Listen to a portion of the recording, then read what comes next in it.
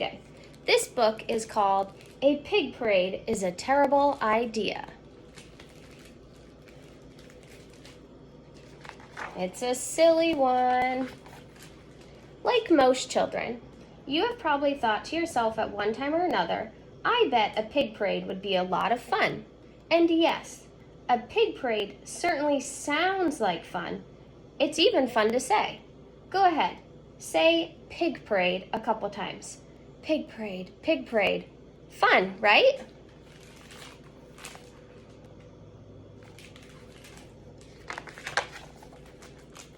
After all, what could be more fun than gathering a few hundred pigs together for a grand parade and then watching them proudly march together in perfect formation down the finest boulevard of your hometown?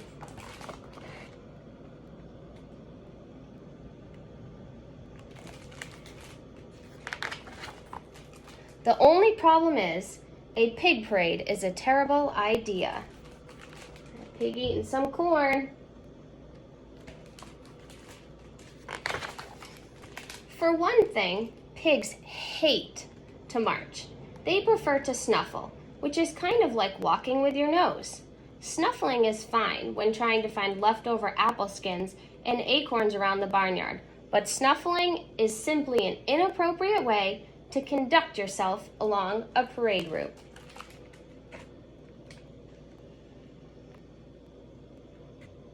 Look at that pig right there with his snout stuck in some bubble gum. That's just one reason why a pig parade is a terrible idea.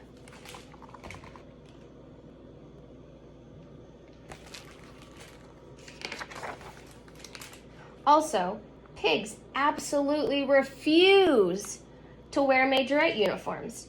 Even if you are able to find enough majorette uniforms for all of your pigs, which is a very difficult job in and of itself, just try getting those hundreds of pigs to put them on. Could you imagine trying to put a uniform on a pig? It would be a pretty hard job. They will not do it. Perhaps they consider majorette uniforms unflattering. Nonsense. Everybody looks sharp in a majorette uniform, even pigs, especially pigs. But when you try explaining that to them, they just look at you as if you are speaking a language they do not understand.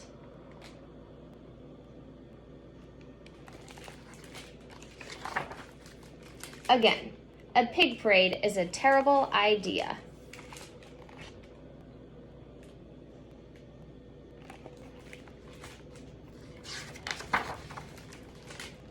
You cannot have a pig parade without floats, right? Well, forget it. Pigs don't care about floats. Pigs don't care about all the time and energy you spent creating a Three Little Pigs float or a Wilbur the Pig from Charlotte's Web float. In fact, the only floats pigs care about are root beer floats, which they love. I like root beer floats. Do you like root beer floats, friends? Have you ever had a root beer float? Then there is the matter of music. Pigs have horrible taste in music. If you give a group of pigs marching band instruments to play, do you think they will play good, spirited marching band music? What do you think? Do you think they're going to play marching band music? No, they will not. They will play sad, sad country music ballads with titles like My Tears Are Wet 'Cause My Mud's Gone Dry, and I Just Want to Plop Into This Bucket of Slop. That kind of music is fine for slow dancing at hoedowns, but it is not appropriate for a parade.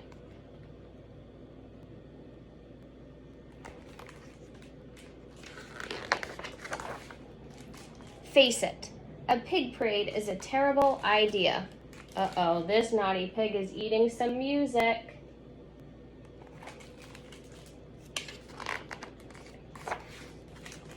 Finally, there are the giant balloons to consider. Everybody knows that giant balloons are the best part of any parade. Well, who do you think is going to hold all those balloons to keep them from flying away? The pigs, right? Wrong. Even if pigs wanted to hold the balloons instead of finding filthy puddles on the street to lie in, they couldn't do it. Because while pig hooves are good for digging up wild mushrooms, when it comes to holding giant parade balloons, they are simply not up to the job.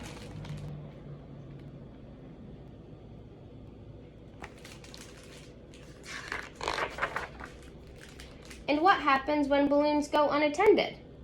They bump into buildings or simply drift off into outer space, which would be fine for Martians, but awful for those of us trying to enjoy a pig parade here on Earth.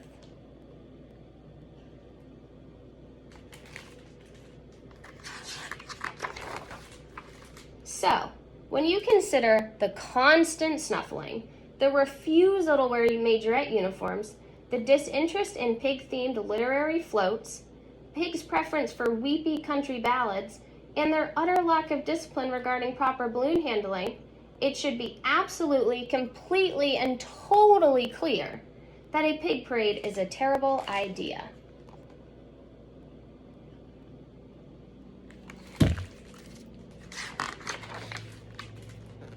A panda bear parade, on the other hand, would be fantastic.